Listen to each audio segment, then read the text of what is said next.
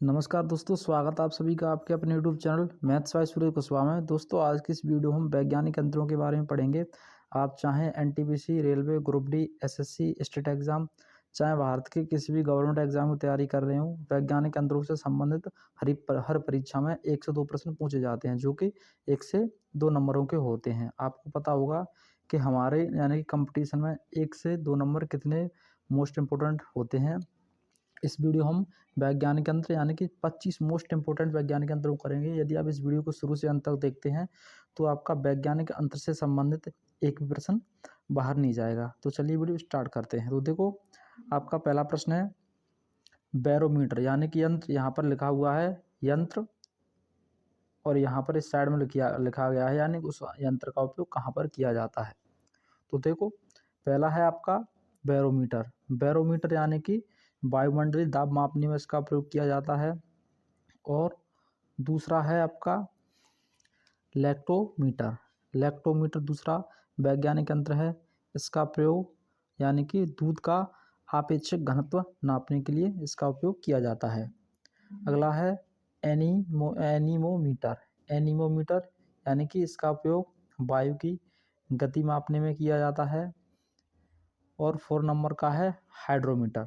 Hydrometer का उपयोग तरल पदार्थ का सापेक्षिक घनत्व नापने में किया जाता है। 5 नंबर का है ऑडियोमीटर। ऑडियोमीटर यानी कि इसका उपयोग ध्वनि की तीव्रता मापने में किया जाता है। और 6 नंबर का है हाइग्रोमीटर। देखो, यहाँ पर बहुत से कन्फ्यूज होता है। एक होता है यानी कि हाइड्रो और एक होता है हाइग्रो। हाइड्रोमीटर तरल पदार्थों का सापेक्षिक घनत्व नापने के लिए और हाइग्रोमीटर यानी कि सापेक्षिक आर्द्रता सापेक्षिक घनत्व नापने के लिए किया जाता है। अमीटर, ये तो बहुत ही ईजी है। अमीटर का प्रयोग विद्युत धारा नापने के लिए। और मैनोमीटर, मैनोमीटर का उपयोग गैसों का दाब मापने के लिए किया जाता है। हमने यहाँ तक 8 वैज्ञानिक यंत्रों को कवर कर लिया है। अब आगे की ओर चलते हैं। अगला 9वां है सिस्मोग्राफ। सिस्मोग्राफ का उपयोग यानी कि भूकंप की तीव्रता नापने के लिए किया जाता है। भूकंप का पता लगाने के लिए सिस्मोग्राफ का प्रयोग किया जाता है। और वोल्टमीटर, वोल्टमीटर का उपयोग विद्युत धारा मापने के लिए किया जाता है आपका। अगले आगे चलते हैं। आगे है गैल्वेनियोमीटर। गैल्वेनियोमीटर है आपका, इसका उपयोग विद्युत धारा की उपस्थिति सापेक्ष घनत्व यानी कि इसका उपयोग यानी कि विद्युत धारा की उपस्थिति नापने के लिए किया जा रहा है। यानी कि जैसे तुमने देखा होगा जो यानी कि विद्युत धारा नापने के लिए मिस्त्री आता है, वो क्या लगाता है, उसका पेचकस सा होता है उसमें, वही यानी कि वो विद्युत धारा की उपस्थिति ज्ञात करता है यानी कि इसमें करंट है या नहीं। तो गैल्वेनियोमीटर का प्रयोग विद्युत धारा की उपस्थिति नापने में किया जाता है। पायरोमीटर, पायरोमीटर का उपयोग उच्च तापमान के लिए किया जाता है।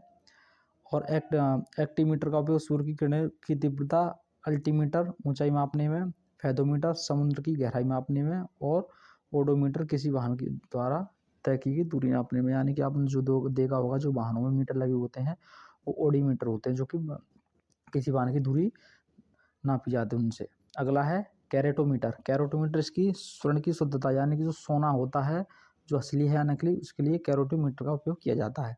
यहाँ तक हमने 17 वैज्ञानिक यंत्रों को कवर कर लिया। अब आगे चलते हैं। आगे है आपका स्पिगेनोमैनोमीटर, रक्तचाप मापने के लिए। यानी कि आपने हॉस्पिटलों में देखा होगा जो ब्लड प्रेशर नापते हैं ना, वो क्या होता है, स्पिगेनोमीटर होता है।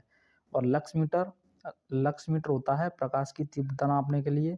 और स्टेथोस्कोप हृदय की ध्वनि सुनने के लिए, ये होता है हृदय की ध्वनि सुनने के लिए। सोनार, सोनार समुद्र में डूबी हुई वस्तुओं का पता लगाने के लिए। यानी कि जो समुद्र में जितनी वस्तु डूब जाती हैं उसमें सोनार द्वारा यानी कि लेजर द्वारा यानी कि जो प्रकाश किरणें छोड़ी जाती हैं, इससे डूबी वस्तुओं का पता लग जाता है।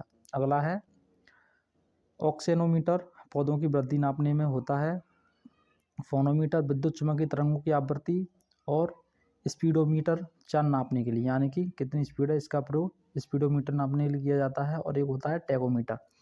टैकोमीटर यानी कि आपका वायुयान तथा मोटरों की नाव की गति नापने के लिए किया जाता है। दोस्तों, मैंने आपको यानी कि वैज्ञानिक यंत्र 25 यानी कि 25 वैज्ञानिक यंत्र इस वीडियो में करा दिए। यदि आप इन 25 वैज्ञानिक यंत्रों को याद कर लेते हो तो मैं आपको गारंटी यानी दावे साथ कह सकता हूँ कि आप चाहे किसी भी गवर्नमेंट एग्जाम की तैयारी कर रहे हो, आपका एक भी वैज्ञानिक यंत्र से संबंधित प्रश्न इस वीडियो से बाहर नहीं जाएगा। यदि आपको वीडियो पसंद आई हो तो वीडियो को लाइक करें और प्यारा सा कमेंट ज़रूर करें और चैनल को सब्सक्राइब करना ना भूलें। मिलते हैं अगली वीडियो में, जब तक के लिए जय हिंद, जय भारत।